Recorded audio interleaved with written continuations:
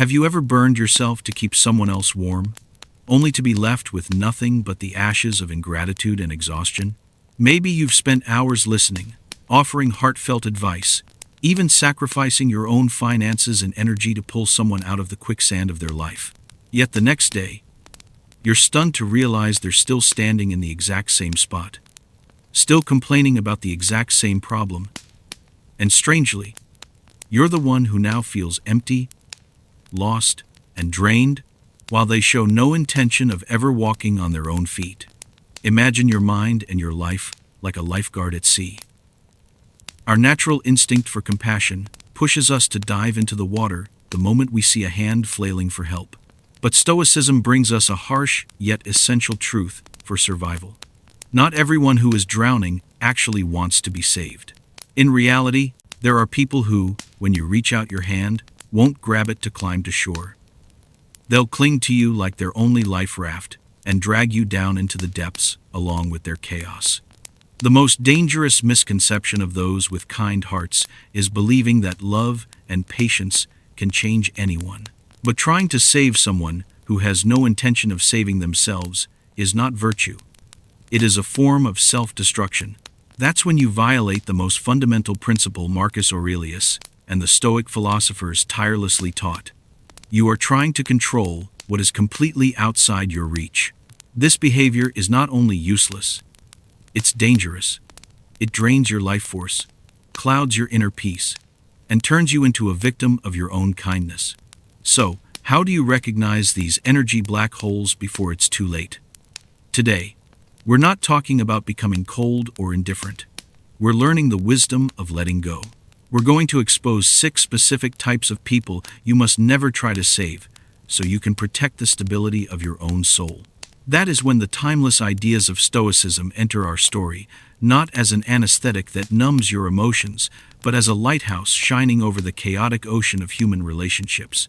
Many people dangerously misunderstand Stoicism as emotional coldness, as the rejection of feelings and indifference to the suffering of others. But the reality is the complete opposite. At its core, this philosophy is the subtle art of protecting your inner peace by clearly separating what you can control from what lies completely beyond your reach. Stoicism does not teach you to become a lifeless stone. It teaches you to become a strong fortress, where compassion is placed in the right place and given to the right people. In the context of our modern society, these teachings have become more pertinent and urgent than ever. We are living in a hyper-connected world, where the boundaries between the individual and the collective are increasingly blurred. The invisible pressure to be a good person by society's standards pushes many into a state of compassion, fatigue, exhaustion, and burnout caused by caring too much. We make a dangerous mistake by confusing kindness with obligation. We believe that refusing to help is selfish, cruel, or even sinful. This false belief has turned many people's lives into an endless sentence of hard labor, where they constantly have to carry responsibilities, emotional debts, and consequences created by others. But take a moment to reflect more deeply.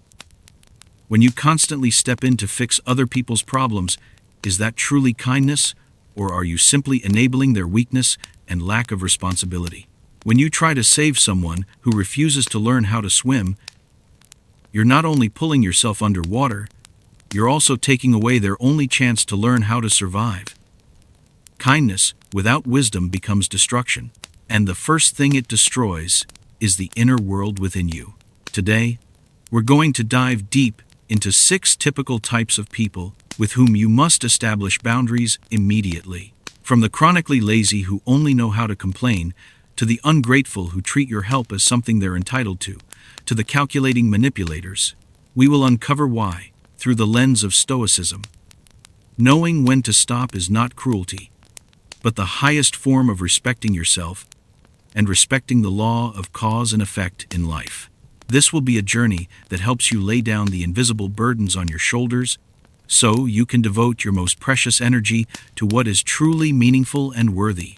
To fully understand why letting go of people you cannot save is an act of wisdom rather than cruelty, we need to turn back the clock to the turbulent years of the Roman Empire, where the sharp ideas of Epictetus were forged. Unlike Marcus Aurelius, a powerful emperor, or Seneca, a wealthy statesman, Epictetus was born a slave in Hierapolis. His life is the most vivid proof that it is possible to find absolute freedom even within the shackles of fate itself. Legend has it that a cruel master broke his leg, leaving him physically crippled for the rest of his life. Yet it was precisely in that harsh, uncontrollable reality that Epictetus discovered the master key to unlock inner freedom: the dichotomy of control. This is the most fundamental cornerstone of Stoicism, also known as the twofold nature of control. Epictetus taught that in this universe there are only two kinds of things: those that are within our control and those that are not. He wrote in his classic work, The Enchiridion, "Some things are within our power, while others are not. What belongs to us are our opinions, intentions, desires, and aversions, in short, every action of our own mind. In contrast, what does not belong to us are our body, possessions, reputation, and most importantly for today's topic, the actions and thoughts of other people." When we apply this lens to our relationships, a shocking truth is revealed. The suffering and exhaustion you carry when trying to change a chronically lazy person or a manipulator do not come from their behavior, but from your own resistance to reality. You are trying to grasp and mold something that was never within your reach in the first place: another person's will. Epictetus warned that if you place your happiness and peace in things outside your control, you are guaranteed to encounter obstruction, suffering, and turmoil. In the historical context of his time, Stoicism was not an intellectual game for the educated elite, but a survival toolkit in a world full of betrayal, disease, and sudden death. Drawing clear boundaries of responsibility was not about running away. It was about conserving strength for the battles we can actually win.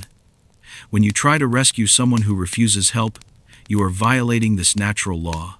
You are deluding yourself into thinking you possess godlike power to change another person's destiny or character. The wisdom of Epictetus reminds us that the highest duty of every human being is to keep their own reasoned choice, prohairesis, pure and steadfast, not to go around fixing the flaws in other people's souls. From this solid philosophical foundation, we will begin peeling back the layers of the masks worn by the groups of people who are quietly draining the life out of you. The first and most fundamental principle we need to establish immediately is a deep awareness of energy drain. In Stoic philosophy, mental energy and time are the two most valuable assets a human being possesses, far more precious than gold or fame, because once they are gone, they can never be reclaimed. Seneca, in On the Shortness of Life, warned that we are often extremely stingy when it comes to protecting our material possessions, yet shockingly wasteful when it comes to spending our time and attention.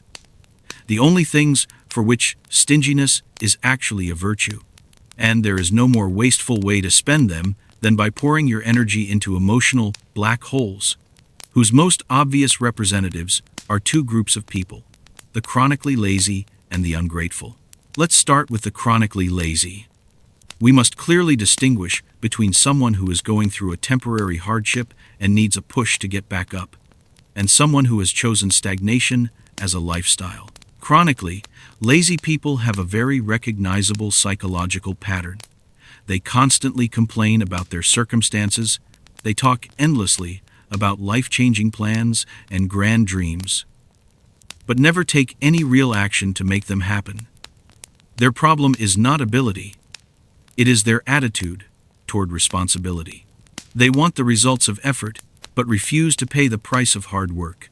When you try to help this group, you often fall into a subtle psychological trap called enabling. The line between helping and enabling is very thin, but their outcomes are completely opposite. Helping is when you do something for someone that they truly cannot do for themselves.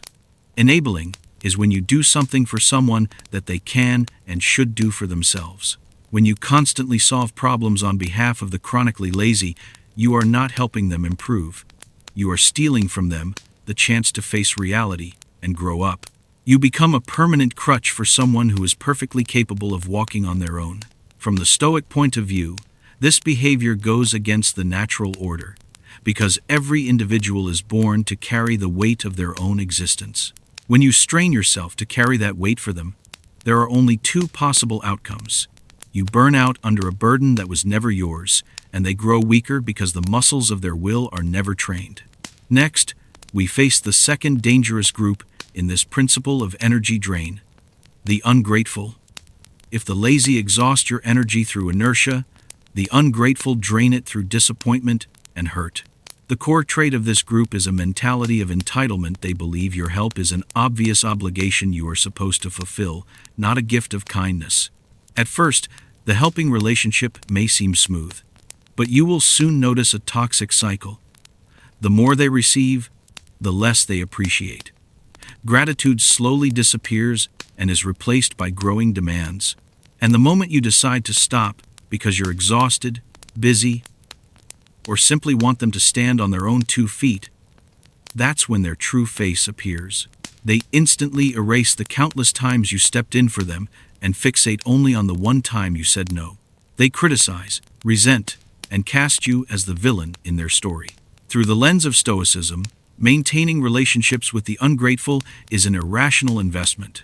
Marcus Aurelius wrote in his journal that encountering ungrateful people is an inevitable part of life, but allowing their behavior to disturb your mind is a choice. However, wisdom lies in knowing where to stop. You cannot pour fine wine into a cup with a hole in the bottom. Trying to please an ungrateful person is like trying to fill a bottomless pit. Your efforts will slip away into nothingness, and the only thing left will be the emptiness inside your own soul. Recognizing and cutting off the energy supply to these two groups is not cruelty or selfishness. It is the necessary preservation that allows you to devote your precious resources to those who truly deserve them. People who value your help and are willing to put in the effort to change their lives. This is how you practice the virtue of wisdom, one of the 4 cardinal virtues of Stoicism. You must understand. You cannot wake someone who is pretending to be asleep, and you cannot save someone who does not want to be saved. Clinging to that mission will only ensure that you sink right along with them. To truly feel the weight of this energy drain, let's step out of abstract definitions and look directly at a real situation that many of us have either experienced or witnessed. Imagine a close friend. We'll call this person A. A is a textbook example of the chronically lazy type. It usually starts with long late-night phone calls. A complains about a boring job, an unfair boss, a meager salary that can't cover basic living expenses. As a good friend, with a compassionate heart, you don't just listen. You start taking action. You spend your entire weekend evening fixing A's resume. You dig through your network to find job interview opportunities for A. You even map out a detailed skill development roadmap so A can advance in their career. You do all of this with a naive belief that, as long as you hand them the fishing rod, they will start to fish. But reality hits you like a bucket of cold water. When you send job postings, A says the company is too far from home. When you suggest A take a skills course, they say they're too busy and too tired. When you manage to arrange an interview, A shows up late or finds an excuse not to go. Gradually, you realize a painful paradox. You are working harder for A's life than A is. While you're running around, worrying and stressing out, A is still sitting there, complaining about the same old problems. You realize A is not really looking for solutions. A is simply looking for a dumping ground, for emotional garbage, and for validation of their victim narrative. In this story, your sincere help is not a healing medicine. It accidentally becomes an addictive substance, pulling A deeper into passivity and dependence. You are exhausted, and A is still stuck in the same place. Now, let's look at another example with the ungrateful group, where the pain doesn't come from helplessness, but from the betrayal of your expectations. Imagine you have a relative struggling financially. The first time they ask to borrow money, you help without hesitation, out of family loyalty. The second, third time, you still help, even though you yourself have to tighten your own belt. Slowly, your help becomes a fixed line item in their budget. They start buying luxuries even more expensive than what you buy for yourself. They stop saying thank you. And worse, they begin planning their life around your wallet. The real tragedy happens the day you say no. Maybe you suddenly face your own difficulties. Or maybe you simply realize how unreasonable this relationship has become. The moment you set a boundary, their attitude flips 180 degrees. Instead of being grateful for the 99 times you helped, they resent you for the one time you refused. They accuse you of being selfish, disloyal, or stingy, despite being rich. Those harsh words feel like knives, stabbing straight into your self-respect. You start asking yourself, what did I do wrong? The answer, in the spirit of Stoicism, is this: you went wrong from the very beginning by nurturing entitlement in them instead of gratitude. To picture this more clearly, imagine your energy as a stream of fresh water in a limited container. These people are like buckets with holes in the bottom. The more you pour water in, hoping to fill their lack, the faster it leaks out through the holes of laziness and ingratitude.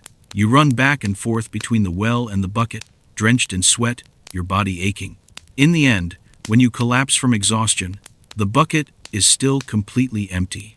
In that situation, who is at fault? We usually blame the bucket for being full of holes. But Stoicism teaches us to look back at ourselves. Why did you keep pouring water when you could clearly see the holes? Why did you expect a broken bucket to hold water? That is the blindness of kindness placed in the wrong place. The disappointment and fatigue you feel do not come from the outside world forcing itself on you. They come from your own refusal to accept the reality of the other person's nature. These examples are not meant to make us cynical about kindness, but to help us understand this. Your energy is finite. Every time you spend it on someone who doesn't want to grow, you are stealing time from yourself, from your family, and from those who genuinely need help to rise. That is a terrible allocation of resources. The lesson here is crystal clear. Stop watering trees whose roots are already dead. No matter how much water you pour on them, how much fertilizer you add, they will never bloom. Instead, they only turn your soil into a muddy mess. Have the courage to reclaim your energy and invest it where it can actually grow and multiply. That is the true wisdom of love. If the first principle speaks about the exhaustion of your physical and emotional energy, then the second principle forces us to confront a more subtle, more uncomfortable, and more intellectual barrier: the collision between your goodwill and the wall of the ego. On the journey of helping others, you won't just meet the weak who genuinely need support, you will also encounter fortified castles of stubbornness. Here, we identify two groups of people that Stoicism urges you to keep a strict distance from when it comes to trying to teach or change them: the arrogant and the ignorant, who refuse to learn. Let's start with the arrogant. The arrogance that the Stoic philosophers spoke of is not just about a bossy tone or condescending gestures. On a deeper level, it is a frozen state of the intellect. The arrogant live in a worldview where they crown themselves as the center of truth. When you try to offer advice, a new perspective, or a solution to their problems, you are not communicating with an open mind. You are pounding your fists against a stone wall. They don't listen to understand. They listen to find loopholes to counterattack. Or worse, they simply stay quiet, waiting for their turn to speak. Epictetus, one of the greatest masters, distilled a painful but absolutely accurate truth. You cannot teach a person something they believe they already know. This is the tragedy of the arrogant. Their cup of knowledge is already overflowing, usually with the water of prejudice, distorted experiences rationalized into truth, and an inflated ego. You can no longer pour any drop of wisdom into that cup.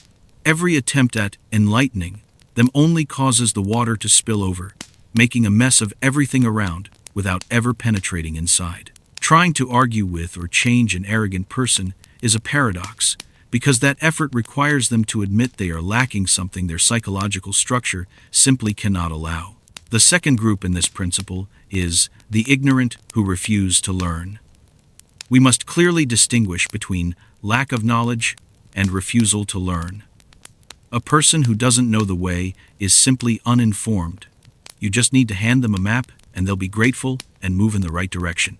But someone who is holding the map upside down, walking the wrong path, repeatedly slamming into dead ends, yet stubbornly insisting that the map is wrong or the road is wrong, but never themselves, that is the dangerous blindness we're talking about.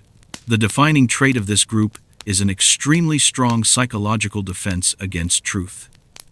When faced with failures caused by their own actions, instead of turning inward in introspection, they project blame outward. They blame circumstances, luck, society, and even the very people who are trying to help them. For them, truth is like a blinding light that hurts their eyes. They would rather shut their eyes and live in familiar darkness than endure the pain of admitting they were wrong. Modern psychology calls this cognitive dissonance, but long ago, Stoicism already saw it as a disease of the soul, slavery to distorted illusions. So, why do we still throw ourselves into trying to change these two groups? Why do we keep writing page-long messages, presenting logical evidence, quoting great books, only to receive indifference or mockery in return? Stoicism forces us to turn the spotlight back onto ourselves.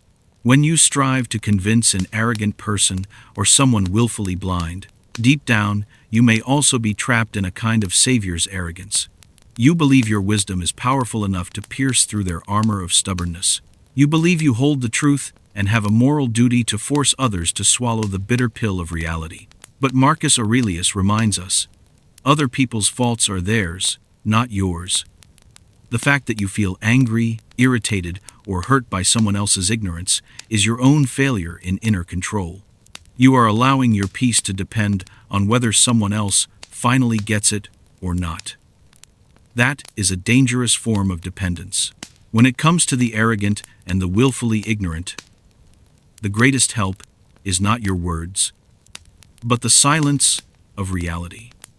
Life is the harshest yet fairest teacher. Only painful stumbles, bitter failures, caused by their own stubbornness, have enough weight to crack the wall of their ego.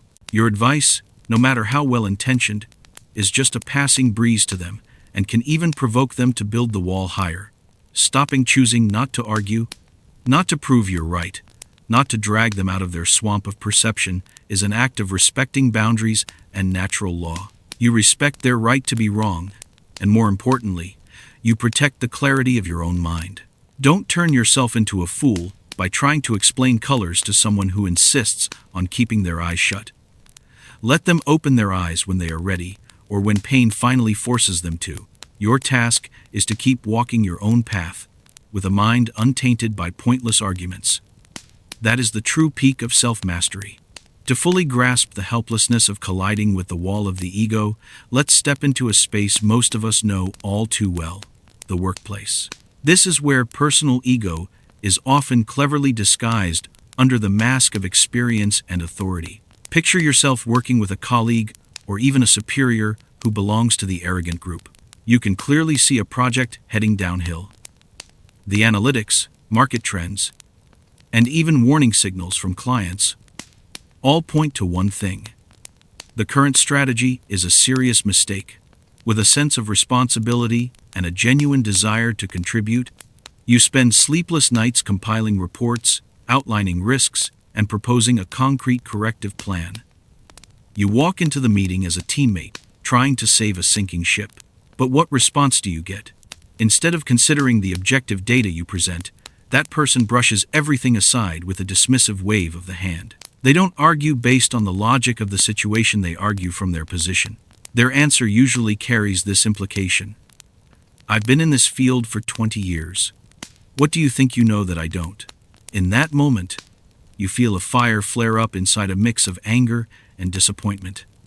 You try to explain further. You try different ways of phrasing your points. You even beg them to look at the reality. But the more you try, the more you feel like you're ramming your head against a rock.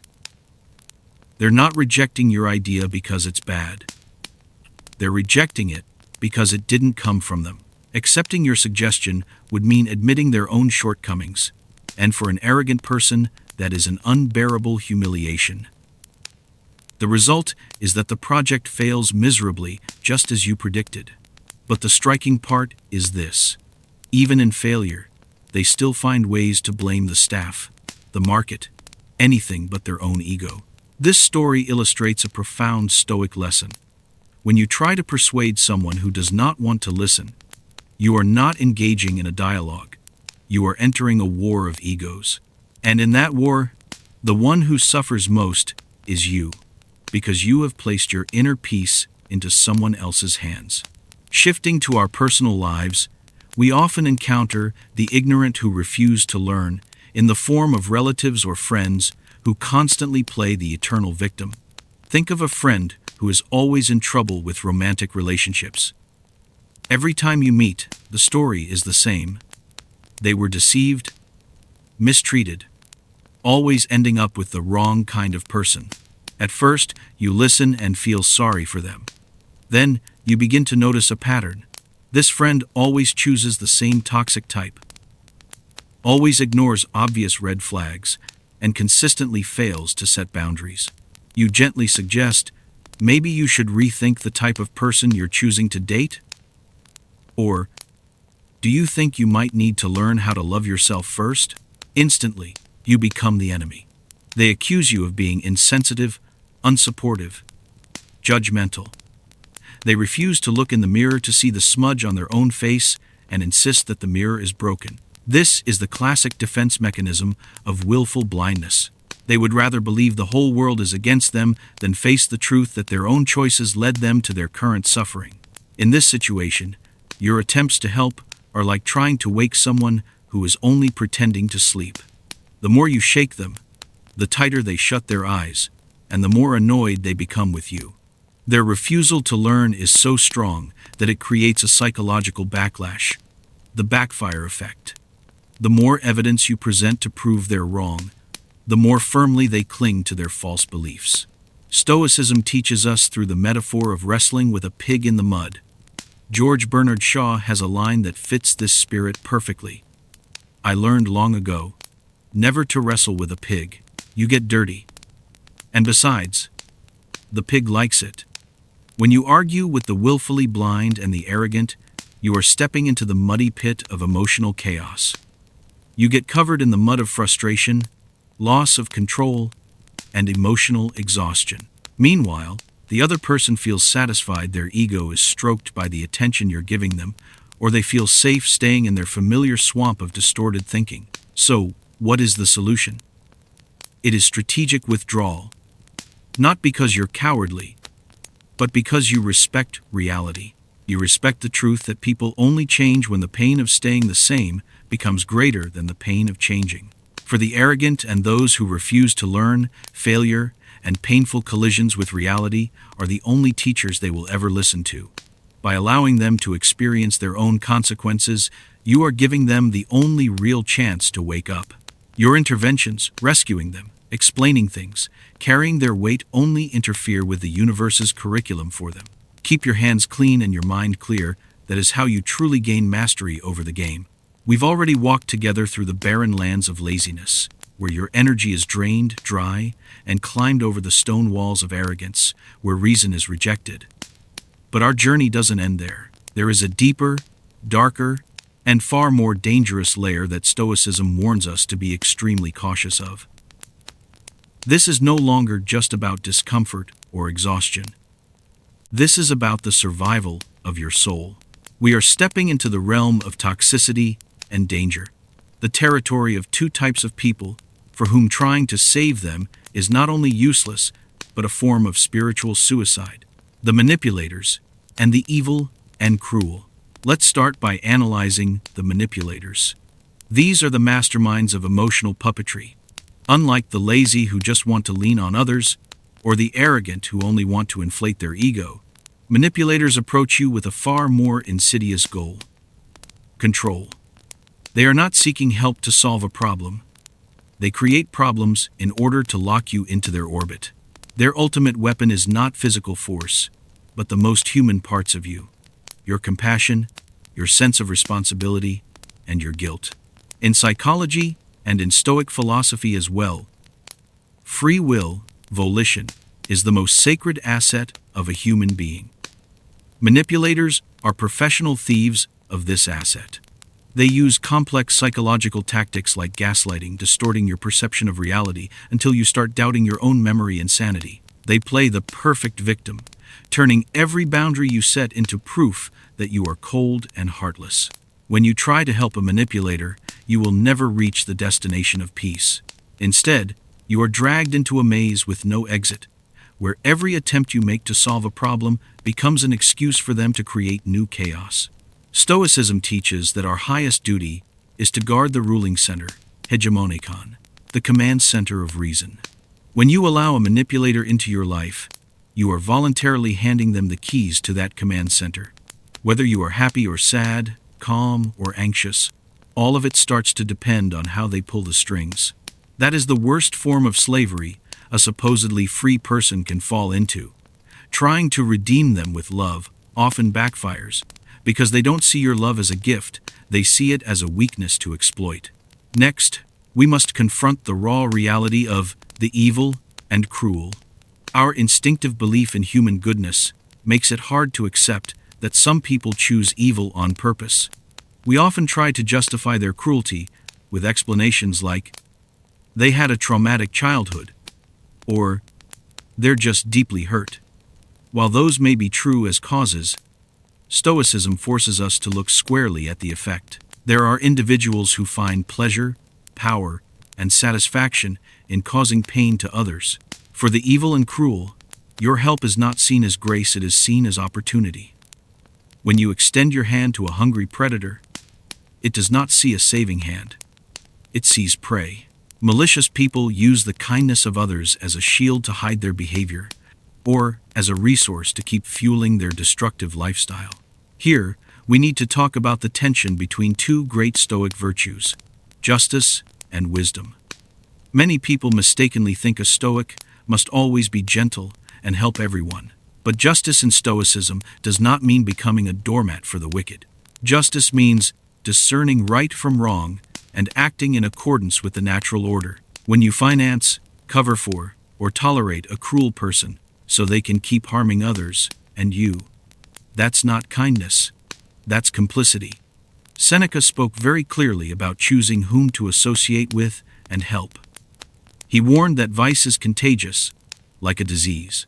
If you live too close to the cruel and vicious, no matter how strong you think your mind is, the soot of their toxicity will still cling to your soul. You may start to grow bitter, cynical, or worse, begin to normalize their unethical behavior as just how the world works. The greatest danger in trying to save manipulators and the evil is not that you'll lose money or time, it's that you risk losing yourself. You can be corrupted by the very darkness you're trying to dispel. Stoicism does not teach us to hate them. Hatred is also a chain that binds the soul, but it does teach us to firmly cut off the supply of energy that keeps them going. In the Stoic worldview, protecting the integrity of your soul is not selfish. It is the precondition for living a truly virtuous life. You cannot bring light to the world if you are being dragged under by the darkness of manipulation and cruelty. Recognizing and staying away from these two groups of people is the bravest act of wisdom. The courage to admit that your love has limits and that there are abysses you are not allowed to jump into. That is the necessary humility in the face of the destructive power of evil and a crucial turning point in truly taking command of your own destiny. To feel the chill of the psychological traps set by the manipulators, let's step into a scenario that is perhaps the worst nightmare for anyone who values sincerity. Imagine you are in a relationship. This could be romantic, a friendship, or even a business partnership with someone who appears incredibly charming and deeply vulnerable. It usually begins with something small. You discover they lied about a financial issue or some ambiguous relationship. With all the calmness and goodwill you can muster, you sit down to talk, hoping to clarify things and repair the crack. You lay out what you've seen, along with evidence that's impossible to deny. But then, right before your eyes, a performance of emotional and verbal magic unfolds. Instead of owning up, they begin crying or flipping the script in anger. They say you're controlling them, that you don't trust them, and that your suspicion is what pushed them into this corner in the first place. They dig up your small past mistakes, exaggerate them to balance out their current serious wrongdoing. They use emotionally lethal lines like, "Look what you made me do." Slowly, the tone of the conversation shifts. From being the one seeking truth, you suddenly find yourself in the role of the wrongdoer. You start asking yourself, maybe I am being too harsh. Am I going crazy? In the end, the conversation closes with you being the one apologizing and comforting them. This is gaslighting, a brutal form of psychological abuse that Stoicism warns us to recognize with an extremely cool head. In this situation, your kindness and empathy have been weaponized against you. The more patient and forgiving you are, the more they push. You are like a guard who willingly opens the city gates to the enemy, simply because you believe their crocodile tears. The consequence is not just the loss of trust, but the collapse of your inner compass of reality. You lose the ability to distinguish right from wrong, and that is the death of the soul Epictetus feared more than the death of the body. If the example of the manipulator carries the color of psychological confusion, then the story of the evil and cruel delivers a harsh but crystal clear lesson about natural character. No image captures this better than the classic fable The Farmer and the Viper by Aesop, a story often cited by Stoic philosophers to warn against dangerous naivety. The story tells of a kind farmer who, on a freezing winter day, finds a venomous snake lying stiff on the snow, close to death. Moved by pity, he picks up the snake and tucks it into his shirt, warming it with his own body heat. He believes that his love and warmth will somehow transform this creature, or, at the very least, that it will be grateful for having its life saved.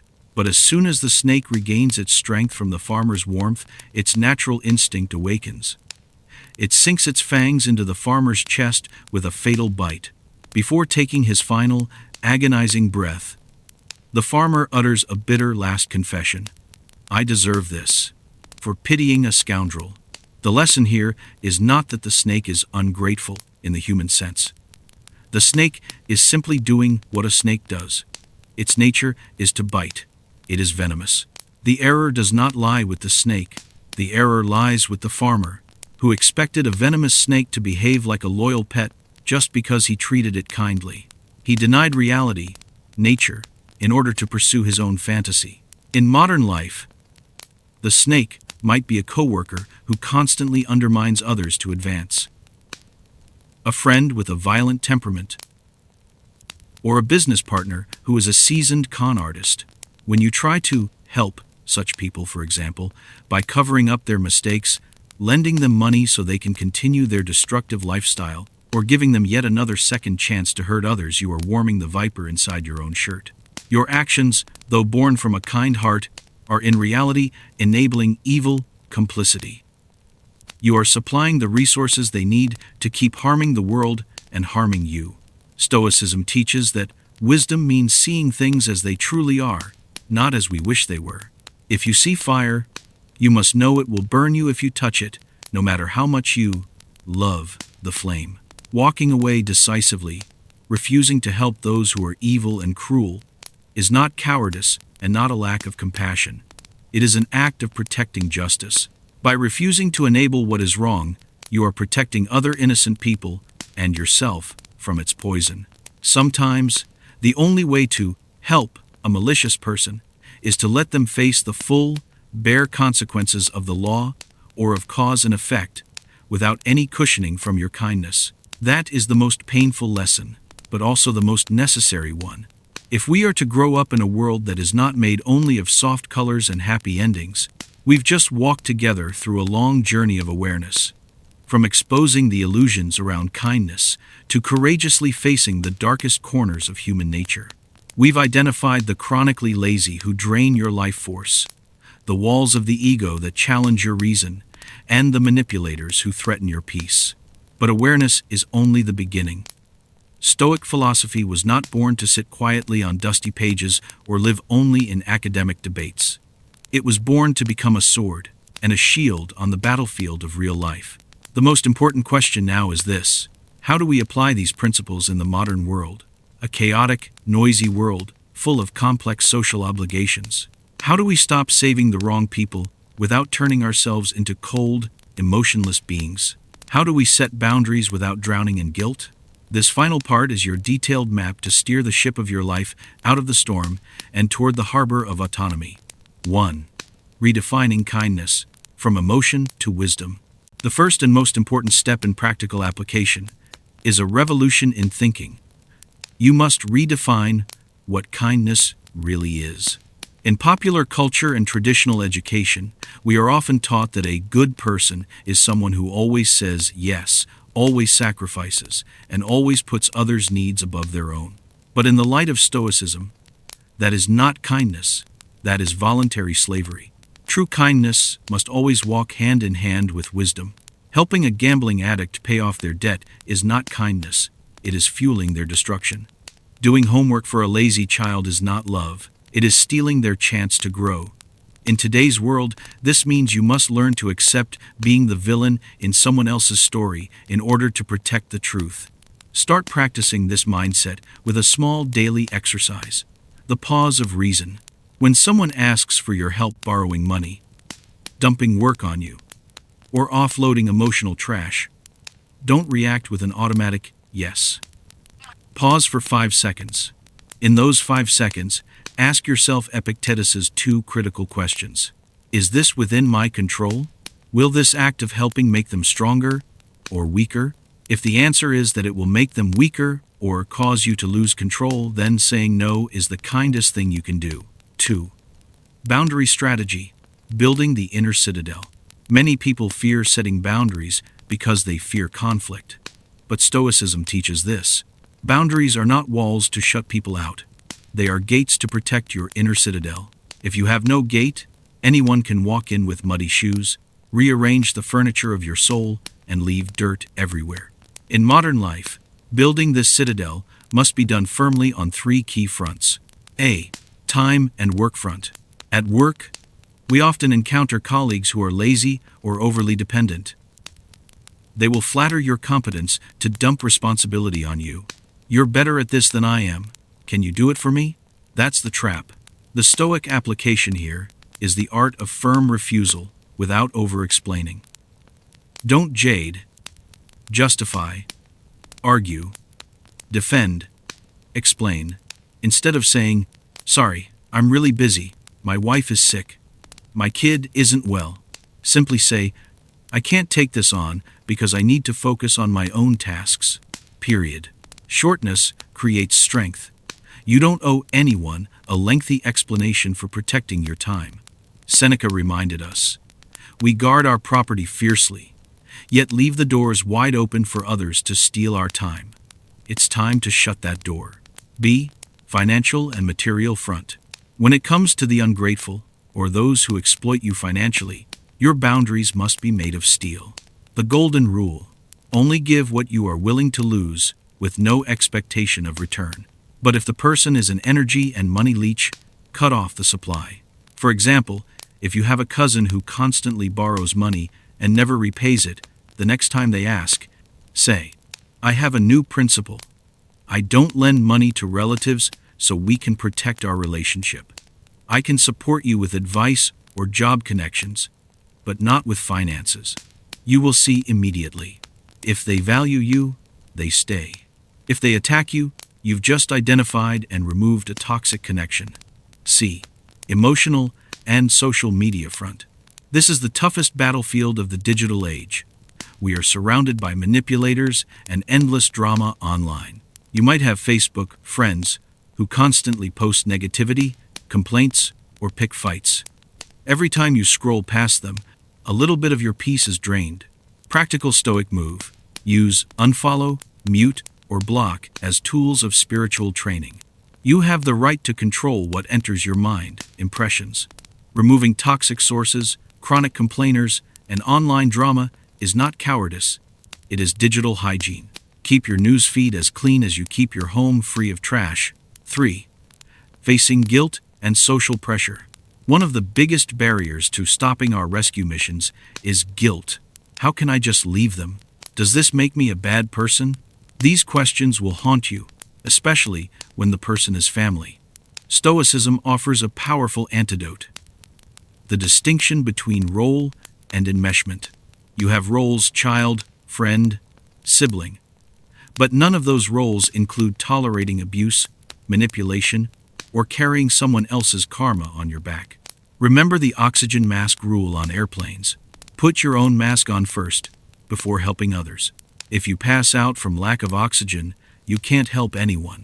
Likewise, if you allow toxic people to drain you dry, you will collapse. And when that happens, the ones who suffer most are not the toxic ones, but the people who truly deserve your love, your children, aging parents, or a kind partner. Practice this mantra when guilt hits. I'm not abandoning them. I'm simply giving their life back to them. That is the highest form of respect. You cannot live someone else's life for them, and trying to do so is a subtle form of arrogance. 4. The investment strategy for reborn energy. Once you've bravely cut off the malignant tumors of toxic relationships, you will suddenly find yourself with a massive surplus of energy that used to be wasted. The next question is, what will you do with it? If you don't have a plan, you risk slipping back into your old patterns. Stoicism advises us to channel that energy into two directions: self-cultivation and the worthy circle. Invest in yourself. Use the time you once spent listening to others complain to. Read a book on philosophy. Practice a sport. Learn a new skill. Meditate. Turn yourself into a lighthouse. A lighthouse doesn't run along the shore, searching for ships to rescue. It stands firm, shines steadily, and by its very stability, it guides lost ships to safety. When you become strong, wise, and peaceful, your very presence becomes a gift to the world. Invest in the worthy circle. Look around you. There are certainly still people who are sincere, grateful, and fighting every day to improve, but haven't caught a break yet. These are the fertile fields waiting for the seeds of your kindness. Shift your attention from the ungrateful to the grateful. Spend time with people who listen. Help those who are already trying to swim on their own. When you invest in the right people, you will see the returns of kindness, the joy of watching someone grow, deep connection, and the spread of positive values. 5. A concrete action protocol. To close this practical section, here is a 4-step action protocol you can start today to cleanse your life. Step 1. The relationship audit. Take a sheet of paper and write down the names of the 5-10 people you interact with the most. Next to each name, mark whether they are chargers, who energize you, or drainers, who exhaust you. Be brutally honest. Who is lazy? Who manipulates? Who always leaves you feeling tired after meeting them? Step 2. The litmus test. For people in the risk group, change how you interact. Instead of doing things for them, give advice and observe. Instead of giving money, offer job leads. If they respond with anger, silence, or blame, you've just received a clear answer about who they really are. Step 3. The distancing. Begin reclaiming your energy. Reduce how often you see them. Reply to messages more slowly. Say no to unreasonable requests. You don't have to make a dramatic announcement cutting them off, unless the relationship is extremely toxic. Just adjust the priority level. Let them drift naturally out of your orbit. Step 4. The fortification.